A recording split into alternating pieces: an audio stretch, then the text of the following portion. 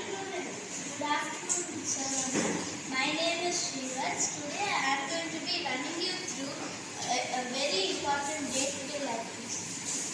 So the very important thing I'm going to talk about today is a washing machine. We use it to clean our clothes and many more things every day. So have you ever wondered how it would be to run through the wires of a washing machine? Let me take it. So first, we'll begin from the mains. We will have a 220-watt mains board, that is, I put two batteries to represent the mains.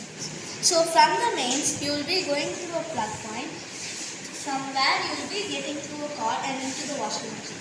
Into the washing machine, when you go in, you will go to the regulation bar. When you go to the regulation bar, you can set the mode, you can change the speed, you can set the amount of water, temperature and many others.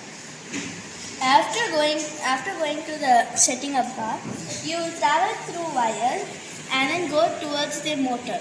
And when you go towards the motor, you will use some current that is generated inside the machine using the current from outside. As a washing machine needs 340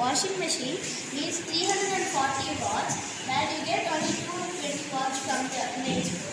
So there will be electricity which is generated from inside the washing machine, which the motor then uses to spin the drum where we will put our clothes. So this circuit I have made is a very basic circuit explaining the inner side of the washing machine. Here I will show a demo of the washing machine.